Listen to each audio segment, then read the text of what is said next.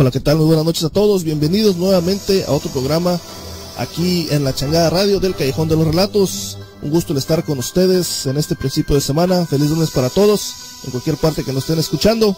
Mi estimado McQueen, ¿cómo estamos el día de hoy? Claro que sí, buenas noches, mi querido Eduardo. Un saludo a todos los radioescuchas.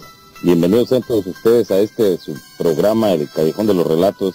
Un saludo de parte de toda la gente que integramos el equipo de la Changada Radio para todos ustedes y agradecemos su presencia y espero que tengamos un bonito programa con toda su participación, Eduardo. Sin duda alguna que les tenemos un buen programa, con buenos relatos, con buena información. Un saludote a todos los que se están reportando hoy en el chat, a José, a Flor Núñez, a Ninel, a Susi Q, al Principito, en fin, a todos los que se reporten. Muchas gracias por estarnos escuchando, ya lo saben, ahí mándanos sus mini relatos ahí en el chat. Nos gustaría pues que sigan conversando, que sigan dando sus opiniones.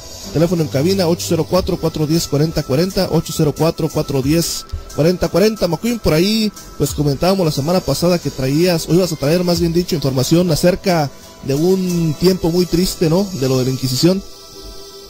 Así es, Eduardo, pues es lo que nos dimos a la tarea por ahí de investigar y platicar con todos nuestros radioescuchas. Y pues bien, primero quisiera agradecer a toda la gente que nos está ya mandando sus relatos escritos. Gracias, próximamente los comenzaremos a leer por aquí, por su estación preferida. Y pues así bien, mis queridos amigos, esta ocasión les queremos hablar un poco respecto a lo que fue la Santa Inquisición. Y estamos hablando por ahí de aquellos años de 1528, 1529, por ahí. Pero, mi querido Eduardo, fíjate que decidí platicarles de qué manera comenzaría por ahí, porque fue mundial, ¿verdad? Fue mundial en todos los lugares donde se tuviese la fe católica por este lado, pero quisiera platicar un poco respecto a un caso que sucedió en México, de qué manera comenzó. Como todos sabemos, fue una época muy cruel, muy dura, donde realmente se vivieron momentos demasiado difíciles realmente se vivieron momentos demasiado difíciles para el libre pensamiento de la gente y demás, pero bueno, quisiera platicarles de esto que ocurrió por ahí en la Nueva España, allá en México. Pues resulta que en toda la Nueva España, pues no se hablaba de otra cosa que no fuera del gran acontecimiento que iba a efectuarse por ahí de esos días. En esos tiempos, 2 reos que habían cometido delitos contra la fe iban a purgar sus pecados en el castigo del fuego. Resulta que a aquellos hombres se le habían metido los demonios apartándolos de la ley de Dios, haciendo que cometieran terribles pecados que purgarían y que pagarían más bien en la hoguera, obteniendo así un pase directo al fuego que nunca tendría fin. Ahora sí que le estaban dando el pasaporte al mismísimo infierno. Pero durante las tertulias pues se comentaban casos extraños, casos realmente extravagantes de la época, a los cuales se referían pues con repugnancia y horror. Las almas buenas escuchaban aquellos relatos y pues se estremecían de espanto, ya que no podían concebir cómo había en este mundo seres tan perversos que podían cortar los delitos por la medida de sus deseos. Y en el camino de la religión católica pues era fácil y pacífico, pero aquel que osaba desviarse de él iba a dar a la antesala del infierno. Muchas personas venidas de diferentes partes de España que habían presenciado las quemazones de los herejes llevadas a cabo en aquel país, pues hablaban con admirado respeto de cómo su majestad había asistido a diferentes quemas sin dejar de rezar un solo instante. Ahora sí que se cobijaban con el pecado del muerto. Los testigos de los autos pues daban fe y relataban con lujo de detalle a los oyentes, y para darles un toque más real hasta elaboraban dibujos. De aquellas personas pues se apoderaba la santa envidia al escuchar esas narraciones, ya que ellos no habían tenido todavía el privilegio de contemplar tal espectáculo y además pues asistir a ellos. Ahora sí que se ganaban una gran cantidad de indulgencias plenarias que borraban los pecados más terribles de sus vidas. Los envidiosos suspiraban por la tristeza de no haber presenciado estas frías hogueras. Sus ojos se llenaban de anhelo y en su corazón nacía ese enorme deseo de asistir a la pena del fuego, de ver a alguien cómo era castigado quemándolo ante la mirada de todo el público. Pero para la felicidad de muchos, pues este espectáculo había llegado por fin a México. En la Santa Iglesia Catedral se hallaban colgados paños negros en esa ocasión. Al altar mayor lo cubría un gran lienzo negro y no había más que un crucifijo crucifijo, de talla pues grande, sangrante, doloroso. Lo mostraban con una cabellera alborotada y demás, toda revuelta, y a cada uno de sus lados ardían 2 velas en oscuros candeleros de madera, y pues parecía que en todos los rincones del templo emanaba una cosa invisible que se metía en los corazones de los ahí presentes, dejándoles una inexplicable sensación de miedo. Fueron levantados 2 altos tablados cubiertos con bayotas funerarias en donde se sentaron los personajes más importantes del clero y algunos funcionarios, todos vestidos de luto. En el otro lado estaban los 2 reos. En esa ocasión fueron Hernando Alonso y Gonzalo Morales, cada uno acompañado por un fraile dominico que con dulzura los preparaba para bien morir. En el interior del templo la gente se apretujaba para no perder detalle de todo lo que pasaba. Todos agudizaban los sentidos para ver a aquellos graves señores vestidos de luto y a los culpables pues con sus ropajes anaranjados que les colocaban en ese entonces, y estaban estampados con numerosas llamas y diablos de color negro. Vaya, todavía se regocijaban en divertirse con la vestimenta de los que iban a cumplir con la pena muerte. El dominicano Fray Vicente de Santa María llegó a la Nueva España en 1528. Él llegó a México a tomar el control en los asuntos de la fe, de los cuales se encargaban los franciscanos y dominicos. Le dejaron toda su autoridad apostólica al estricto Fray Vicente, quien apenas llegó a México, ni tardo ni perezoso, comenzó el juicio en contra de los 2 reos. Fernando Alonso fue acusado de que en un Jueves Santo, después de haber el hecho del depósito del Divinísimo en la urna, en unión otros judíos amigos suyos habían bautizado con extrañas ceremonias a un niño que era hijo de él, que ya estaba bautizado, bajo la religión católica, y también fue acusado de decir que un bautizo de otro de sus hijos había sido falso. Gonzalo Morales fue condenado por concubinato y por dar terribles azotes a un crucifijo, actividad que había hecho en compañía de un tal Palma. Morales llevaba ya un tiempo huyendo de la justicia en San Juan de Puerto Rico, y pensando que ya se había librado de la hoguera, pues finalmente vino a pagar sus pecados a México. Fray Pedro de Contreras, quien desempeñaba el oficio de secretario, leyó al público presente todos los nefandos crímenes de estos hombres, después de un sermón en donde se expresaba contra el pecado, sembrando los sentimientos de miedo y angustia en los corazones de los ahí presentes. Y el brazo secular, pues representado por el gobernador Alonso de Estrada, fueron entregados los 2 reos y escoltados fueron llevados a la placeta del Marqués, que estaba cercana a la catedral, en donde ya estaba instalado el tan temido quemadero. Fueron atados a un poste y se prendió fuego a la leña que tenía debajo de los pies. Pronto las llamas se comenzaron a levantar acompañadas de chispas y una espesa columna de humo. A través de las llamas se podían ver los rostros de dolor de los desesperados reos, pero después ya no se vieron más. El fuego se fue elevando hasta que los 2 hombres quedaron envueltos por completo. La gente miraba embelesada aquel espectáculo mientras levantaban oraciones.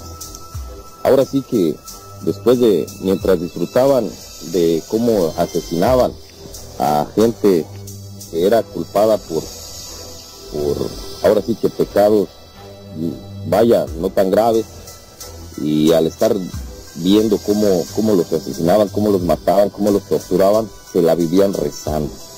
Y de esta manera pues es como se inició esta época tan cruel en México, en el país de México, y de esta manera es como se inició, Eduardo. Y por aquí les iremos platicando poco a poco respecto a instrumentos de tortura, como hay muchísimos, nada más por mencionarles alguna. Existía la doncella de hierro, que era una especie de ataúd con multitud de puntas de pinchos en su interior, e iban dirigidos a puntos concretos del cuerpo, que se iban clavando lentamente sobre la víctima a medida que se cerraba la puerta. Los clavos eran desmontables, con lo que se podían cambiar de lugar con el fin de poseer un amplio abanico de posibles mutilaciones y heridas que daban lugar a una muerte más o menos lenta. Y se cuenta que en ese tiempo Elizabeth Báthory, también conocida como la Condesa Sangrienta, utilizaba este instrumento en su casa como un juguete para agarrar a sus víctimas y desangrarlas y posteriormente bañarse en su sangre, Eduardo. ¿Cómo ves, Eduardo? Sí, así es, un tiempo bastante cruel, Tú mencionabas que en los 1500 comenzó ahí en México, también recordemos pues que en Francia, en Italia, en la misma España, ¿no? En fin, en diferentes países también hubo inquisiciones, y no solamente de las personas que creían en la religión católica, también de las personas protestantes. Les hacían un juicio supuestamente por herejes, y decían pues según ellos que habían pecado en contra de la religión. Total, fue un tiempo negro, y no sé, ¿no? Por ahí se escuchan que en diferentes lugares donde hubo este tipo de ejecuciones, cuando quemaban a la gente ahí en esas hogueras terribles, dicen que aún se escuchan los llantos, ¿no? Siguen esos espíritus divagando todavía en esos lugares. Es que date cuenta, Eduardo, pues de qué manera se les arrebataba la existencia, el respirar, la vida, en un tiempo en que no se les tocaba, como hemos platicado en programas anteriores. Digamos, la gente que murió por el empalamiento, que era un método de tortura donde se ejecutaba a la víctima, se atravesaba con una estaca de madera o de metal, y la penetración podría realizarse por un costado, por el recto, por la vagina o por la boca, y la estaca pues se solía clavar en el piso, dejando a la víctima colgada para que muriera. Su propio peso iba encajando cada vez más y más y más la estaca. Eso realmente era algo demasiado cruel. Yo no sé de qué manera se pensaría en ese entonces, Eduardo, que se podían hacer cosas de esta magnitud. Sí, no, sin duda alguna, en otros pensamientos, obviamente bastante graves, ¿no? Según ellos, pues, decían que porque las personas eran herejes, pero no sé, no es algo bastante complicado de entender. En fin, pues son cosas que ya pasaron. Rápidamente déjame leerte lo que dice Amaro Núñez. Dice que en el museo que está en Guanajuato hay varios instrumentos, dice que hay una cama con clavos, son varios, pero bastante feos. Pues sí, ¿no? En diferentes partes de México, al igual que de otros países, siguen manteniendo este tipo de instrumentos como reliquias para recordar pues esos momentos terribles, ¿no? Y nada, ¿no? He escuchado también de lugares en Italia donde mataban gente con primero con unos picos donde les taladraban los ojos, les taladraban los oídos, en el mismo ombligo, ¿no? Algo verdaderamente terrible. Era demasiado monstruoso lo que se pensaba en ese entonces. Por ahí para el Zócalo capitalino en la Ciudad de México, por ahí había una exposición de instrumentos de tortura que hablaba, y tenían demasiados de estos tipos de instrumentos que se usaron en esta época. De hecho, a la entrada por ahí había una gran guillotina. Por ahí Maru Núñez nos comentó en programas pasados respecto a esto, y realmente es escalofriante el hecho de estar cerca de esos instrumentos, de ese tipo de cosas. Hacen semejanza ahí de cómo se empalaba a la gente, del potro, donde era atado de muñecas y de tobillos, y era estirado hasta que se iba desmembrando el cuerpo humano. Y es realmente espantoso, mi hermano. Si tú entras a esta exposición, ahí mismo se respira un ambiente tenso. Ahora imagínense para ese entonces que la gente, el morbo de la gente los hacía asistir a todos este tipo de eventos, y más sin embargo no dejaban de rezar. Vaya, ahora sí que la contradicción de lo que estaban observando, Eduardo. Sí, así es. También esas personas, según tengo entendido, también existían para no ser culpadas de herejes y para apoyar a la iglesia, ¿no? Si no apoyaban a la iglesia, obviamente pues iban a ser culpados y posiblemente terminarían como las personas que ellos mismos estaban viendo. También en el año de los 1500, acá en Estados Unidos, en una, pues ahorita ciudad, pero en una población en aquellos años solamente que se llamaba Salem, quemaron a varias personas, ¿no? Dicen que ahí fue donde nacieron las brujas supuestamente. Parece que fueron 20 personas las que fueron juzgadas como brujas y también fueron quemadas en la hoguera. Así que, como mencionábamos, ¿no? En diferentes países estuvo pasando este tipo de acontecimientos.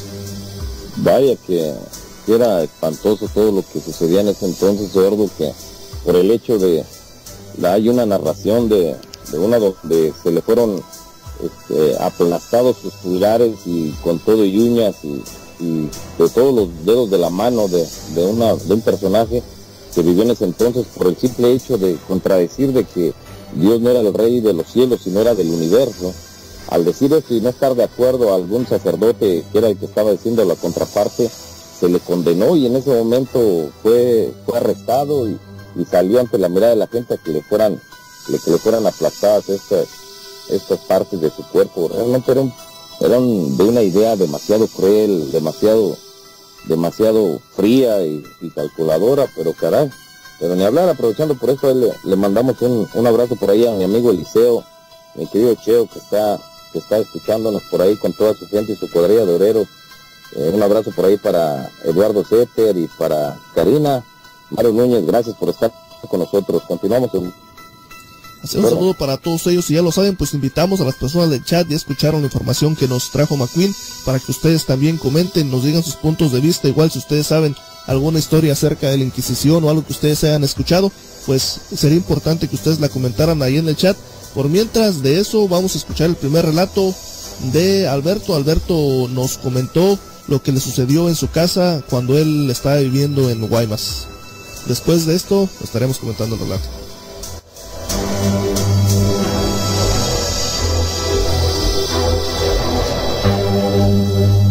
La casa en la que estábamos viviendo en Guaymas, Sonora, ¿no? Esta casa, por lo que yo sé, tiene más de 80 años. Esta casa pues es muy vieja y resulta que los vecinos de esta casa todo el tiempo quisieron comprársela a mi tía abuela, porque supuestamente oían cosas en la casa y decían que ella había enterrado algo, ¿verdad? Y por más que trataron de convencer a mi tía abuela que la vendiera, pues nunca la vendió. Entonces nosotros llegamos a vivir un tiempo ahí. Mi tía abuela ya había fallecido, nos tocó pues estar viviendo después de que ella falleció. Y de lo que la gente decía, pues nosotros no, pues lo tomábamos como cosa que dice la gente para, no sé si para asustarnos o convencernos de que nos fuéramos de ahí y le vendiéramos la casa. Todo con la intención de que nosotros le vendiéramos la casa, pero ellos lo que querían era que porque estaban ellos tercos que había algo ahí, pues si nosotros pues seguimos viviendo ahí un tiempo. En varias ocasiones nosotros todavía no creíamos en cosas, empezábamos a oír pasos en el techo, así nosotros pensábamos que era alguien que se había subido al techo de noche a caminar, y no, oíamos estos pasos.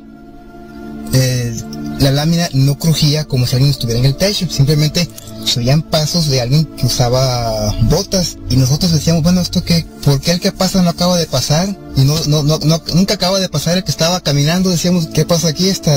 Y eso pasaba siempre casi en el mes de febrero, y luego en tiempo de calor, pero siempre en febrero pasaban estas cosas, y nos acostumbramos a estar oyendo eso porque mejor ya nos vencía el sueño. En varias ocasiones pasaba estas cosas. Luego, todavía en Guaymas, en aquel tiempo cuando estaba yo viviendo, pasaba siempre cargado de barrer la calle, pasaba con su tambo, pasaba con su cepillo de la calle. Nosotros teníamos una refresquería, vendíamos refrescos y vendíamos tortas. Entonces un día el señor que barre la calle tenía calor, entró a la tienda, se tomó su soda y pues dijo, con la pena, pero no alcanzo a ir al baño, pues ¿por qué no me permiten ir al baño? Y sí, lo dejamos que entrara al baño. Entró al baño y dijo que alguien lo había pellizcado en el baño. A él, nada más a él. A nosotros nunca nos han hecho nada, porque lo pellizcaron a él. Entonces este señor, él es descendiente de yaquis. Pues este señor me dice que a él lo pellizcaron que porque él tiene cierto tipo de sensibilidad heredada por su mamá, que es y por sus costumbres yaquis, de que alguien se quiso comunicar con él y por eso lo pellizcaron a él.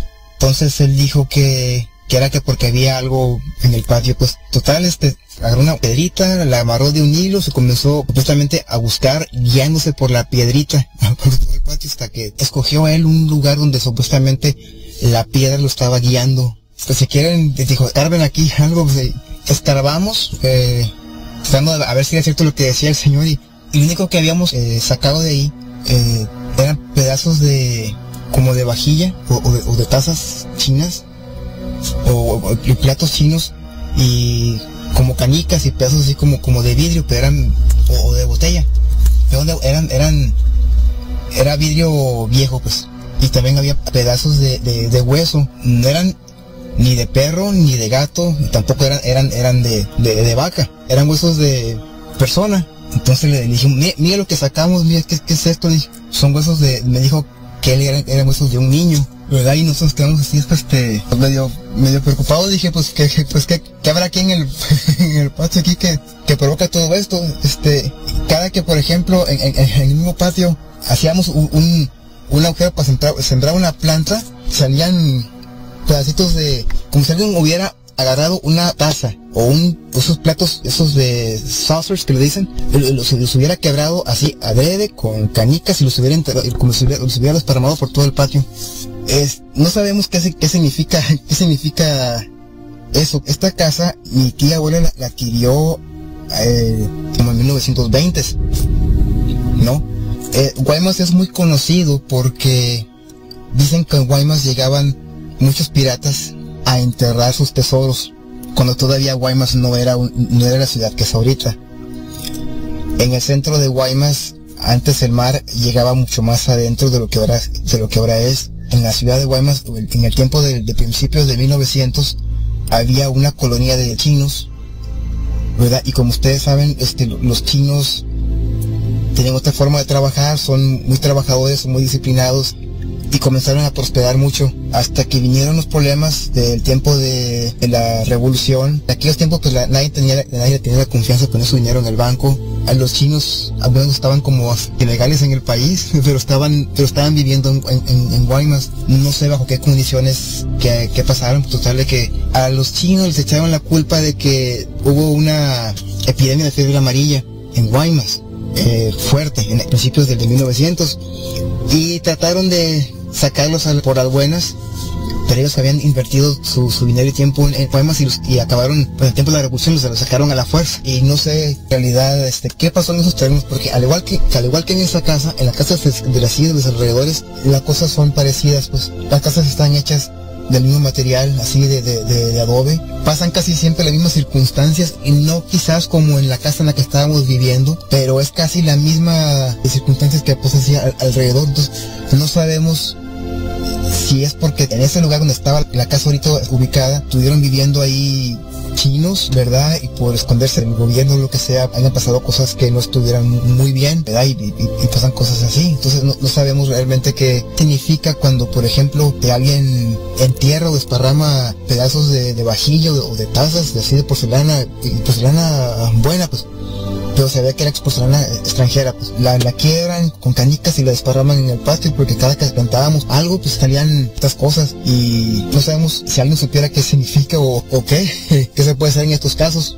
Por ejemplo, seguían apareciendo huesos de personas cuando nosotros teníamos de mascota gatos, ¿no? Teníamos de mascota a 2 perros. Cuando desgraciadamente a uno de nuestros gatos o lo atropellaba un carro al perro, pues lo enterrábamos en el patio, y cuando hacías el hoyo para enterrar a tu perro o a tu gato, y seguían apareciendo los mismos pedacitos así de platos, tazas, de canicas y también huesos, pero estos huesos no estaban quebrados, estaban como alguien adrede los serruchó, porque estaban muy bien partidos, parejitos. ¿Qué pudo haber pasado o bajo qué circunstancias la gente que estuvo viviendo a principios de 1900 en ese lugar tuvieron que hacer, o qué los obligó a estas personas a hacer todo eso? ¿Por qué lo hicieron? No sabemos. Si alguien supiera de algo de cultura, supongo yo que por lo que se encuentra en el patio, que son tazas orientales, creo yo que se trata de alguien que conoce algún tipo de cultura china, y sabría qué significa eso. Nosotros nomás sabemos de que se oyen pasos en el techo, se oyen pasos cuando pasan por la banqueta de noche. Y por lo general eso pasan en los meses de febrero, por octubre también. Siempre en febrero y en octubre pasan más ese tipo de eventos en casa. Y así hasta que ya pues la dejamos la casa. Ya no vivimos ahí, pues estamos viviendo aquí en California, pero siempre, en mi caso, siempre me ha gustado saber qué significa este tipo de procedimiento que hacen, cuál es la intención de desparramar pedazos de plato o de tazas con canicas y botellas de vidrio viejo, ¿verdad? Y desparramarlas incluso con huesos de persona, desparramarlas por todo el patio. No entiendo, o no sé qué tenga que ver esto con lo que siguen de los pasos. No sé si alguna cosa lleva con la otra. Previo a esto, una de las vecinas que ya tenía tiempo viviendo también en Guaymas, mucho tiempo viviendo ahí, dice ella que le tocó ver a un hombre caminando por el techo, y ella se quedó impresionada con lo que vio, ¿verdad? Y pues ella es una de las personas que más le apuraba que vendiéramos la casa, porque la persona ya estaba mayor. Ella estaba convencida con lo que ella había visto de que algo había en la casa. Esta persona, porque vio esa visión que vio, no. Y todo porque al principio de todo esto vio a un hombre caminando por la barda de la casa yéndose el techo, que le quiso hablar, que le tiraron piedras, pero que no tuvieron ningún respuesta, tal vez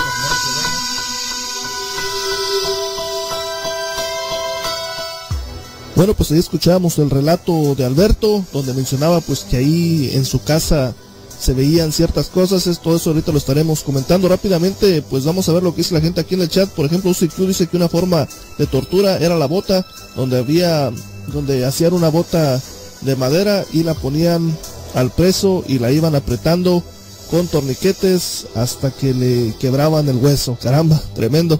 Macuín, por ahí tienes más información acerca de lo que es la gente en el chat. Claro que sí, Eduardo, pues agradecemos ahí a toda la gente que nos acompaña, gente que está siendo muy popular aquí en el chat del Callejón de los Relatos. Un saludo por ahí a nuestro amigo Ismael, troquero aquí de la zona de California, a Maru Núñez, a Flor Núñez que nos acompañan.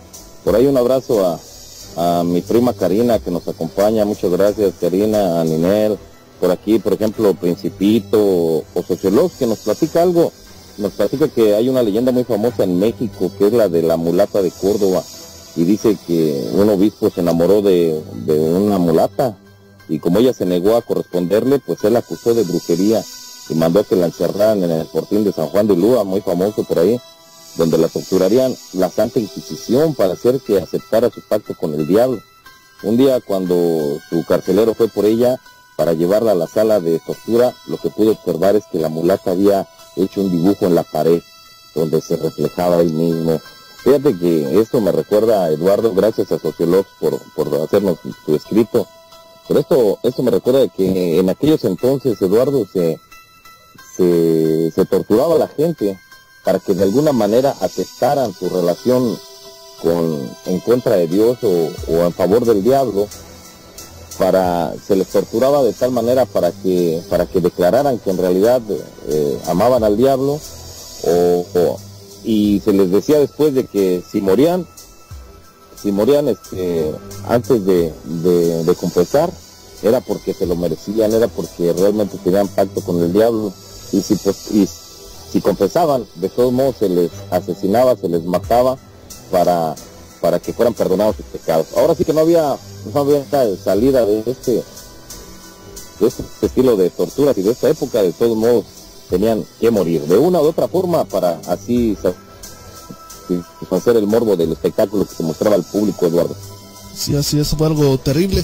Bueno, pues regresando a lo que estaba mencionando Alberto, el relato que él nos estuvo comentando, pues él nos comentaba que cuando él vivía en Guaymas, allí en su casa, ellos cada vez que iban a plantar un árbol o una maceta o cualquier otro tipo de objeto, pues decía que cada vez que escarbaban, ahí en su casa, encontraban huesos, encontraban vajilla china y encontraban pues otro tipo de cosas, ¿no? Él mencionaba pues que si alguien de repente supiera qué significa o había escuchado alguna historia de eso, pues que lo comentara, ¿no? Invitamos a la gente del chat, si ha escuchado algo parecido, pues que lo comenten, pero caramba, Macuín, eso es algo misterioso, ¿no?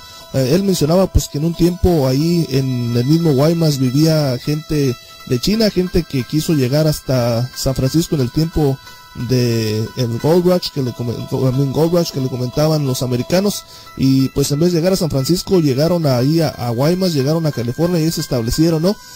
Era gente pues que era bastante trabajadora, pronto empezaron a irle bien, empezaron a prosperar, y pues ya el gobierno en tiempo de la revolución y en tiempo cuando hubo esa terrible fiebre amarilla en el norte del país, pues fueron ejecutados, ¿no? También por el gobierno. De repente puede ser pues que en esa zona en donde Alberto tiene su casa, de repente pues puede ser que hayan enterrado a varias de estas personas, ¿no? Por eso pues salgan esos huesos. Y también él mencionaba ahí en su relato pues que su vecina le tocó ver a una persona caminar ahí por el techo en la noche, y que quedó bastante sorprendida. Caray, ahora sí que estas situaciones de encontrar huesos en construcciones antiguas y demás, Es algo muy peculiar y muy popular. Comentábamos en programas pasados respecto a las costumbres que se tenían antes, según ya de hacer más fuertes las construcciones y todo por demás, aunque este caso un poco diferente, pues tiene mucho que ver, ¿verdad? Ahora sí que el ser humano nos espantamos de lo mismo que provocamos, porque muchas veces es lo que las acciones de una persona viva es lo que produce el día de mañana espantos y fantasmas, y realmente tétrico pues todo este tipo de situaciones, Eduardo, y pues gracias a esto es de que estamos formulando mesas de debate como esta, Eduardo. Sí, así es. Y otra cosa interesante, él comentaba ahí en su relato pues que él no creía en eso, ¿no? Junto con su hermana cuando ellos vivían allá. Y lo que fue curioso pues fue esta persona, ¿no? Descendiente de los yaquis, en donde mencionaba él pues que cuando entró al baño sintió una presencia, sintió un pellizco. Cuando el señor salió, les dijo pues que él les podía ayudar a tratar de buscar tal vez una respuesta o qué era lo que les estaba asustando, y fue cuando encontraron estos huesos. No sé si has escuchado una historia parecida de gente que de repente tenga ese tipo de apariciones, ese tipo de cosas que le sucedan en sus casas, porque algo bastante complicado, ¿no? Que cada vez que escarbes, no importa el lugar en donde sea, siempre encuentres lo mismo, los huesos, la vajilla o ese tipo de porcelana china, algo, no sé, no extraño, supongo, si le pasa a cualquier persona. Ya lo creo que sí. Vaya, muchas veces gente que cae o muere en determinadas circunstancias que no debiera, y o son asesinados y por ahí enterrados o por demás, de alguna manera su espíritu, su ente, vaya, su fantasma se representa a gente viva con la idea de que se les sea mandado a una sagrada sepultura, vaya, y no quedan a gusto pues al quedar así, hasta que se les hacen misas o se les sepulta de manera bien. Es como descansan en paz, y caray, de todo esto siguen reportándose aquí en el chat, Eduardo, y pues agradecemos por ahí. Un abrazo a Gaby Valen, que nos acompaña, una gran surquera por ahí en la pizca de la Mora, y Sociolog nos recordó por ahí también una tortura que se llevaba a cabo en la época de la Santa Inquisición, que se le llamaba la gota china, que era el hecho de ser amarrado el condenado y caía una gota cada 5 segundos de agua fría en su frente, en la cabeza les caía, y pues aunque parezca que no hacía gran cosa esa gota, pues realmente el hecho de como no se les daba de beber ni de comer, no poder tomar el agua, y realmente después de rato esa pequeña gota causaba mella en la cabeza, en el cráneo de esa persona, provocando así infecciones de más. Tarde o temprano moriría,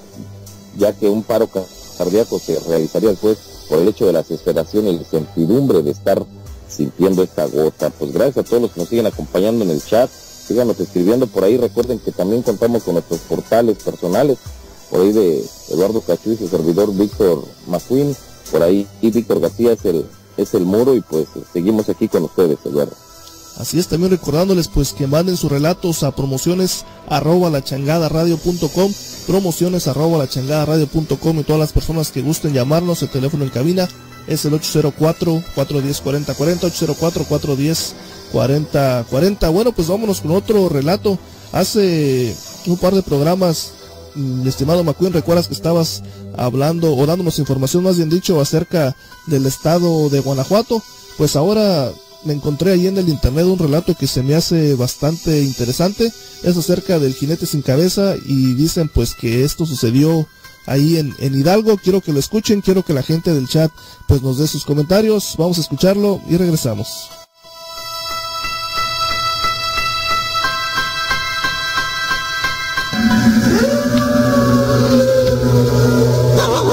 El silencio de la noche era interrumpido por el aullar de los perros, y el terror hacía sentir más intensos los latidos del corazón. Los niños se acurrucaban con sus madres y ellas murmuraban una plegaria. Dios te salve María, llena eres de gracia, el Señor es contigo, bendito es el fruto de tu vientre Jesús. Los golpes de la herradura de un caballo en el empedrado se hacían sentir en el cráneo de los temerosos. temerosos vecinos. Y el relincho de la bestia se metía en los oídos con dolor. El jinete era un charro vestido de negro, con botones muy brillantes como si fueran de plata. Llevaba en la mano un machete lleno de sangre. Pasaba sin hablar porque era un jinete sin cabeza. Estaba el cuerpo completo, pero nada sobre los hombros. No crean que nada más los niños le tenían miedo, sino también jóvenes y viejos, mujeres y hombres. En las noches de luna llena, después de las 11 de la noche, nadie asomaba la mirada por los callejones empedrados del viejo barrio minero.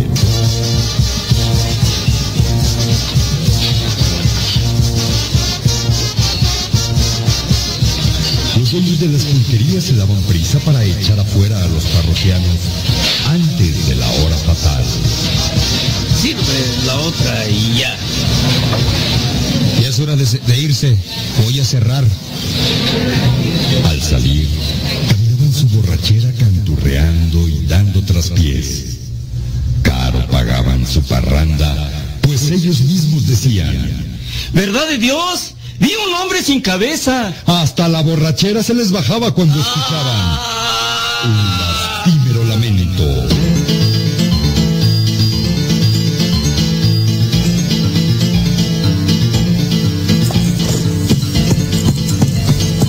Luego el venir de un caballo que no galopaba, más bien parecía como si avanzara bailando, sacando chispas con sus cascos del viejo empedrado, y el fuego de sus ojos lo hacían ver más negro, y a la luz de la luna reflejaba su tenebrosa silueta.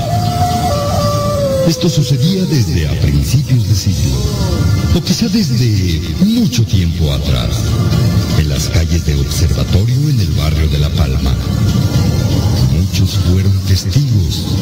Primero escuchaban un alarido que casi desgarraba el alma, seguido por una fuerte corriente de aire como si éste huyera despavorido por el angosto callejón. Después se sentía la presencia del jinete sin cabeza. El infortunado testigo sentía un escalofrío que recorría todo su cuerpo, con sudor en el rostro y piernas paralizadas. El jinete se perdía en la oscuridad, escuchándose nuevamente el doloroso alarido que, más que un ser humano, parecía venir del mismísimo infierno. La conseja popular decía que todo fue por una mujer.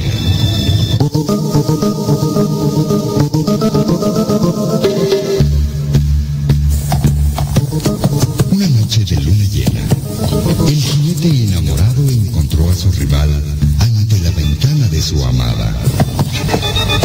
Así te quería encontrar, traidor. Y tú eres una mancornadora. Sacaron sus machetes en mortal duelo. Cada uno trataba de defenderse y se tiraban sin piedad. Clavaban las espuelas a sus nerviosos corceles y los filos de sus machetes estaban ensangrentados.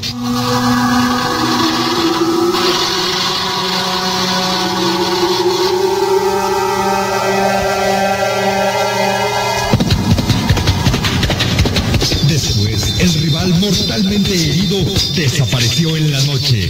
Pero antes, su machete de acero había encontrado el cuello del amante burlado. Su cabeza había rodado por el suelo ante el balcón de la ingrata. Él permaneció montado por mucho tiempo. A paso lento, el caballo caminó por el oscuro callejón, diluyéndose en la nada. En las sombras de la noche, la cabeza se perdió. Tal vez el diablo se la llevó al infierno. Por eso se dice que en las noches de luna llena, el jinete del caballo negro no busca a su rival, sino busca su cabeza para descansar en paz. Esa paz que le es negada a las almas en pena.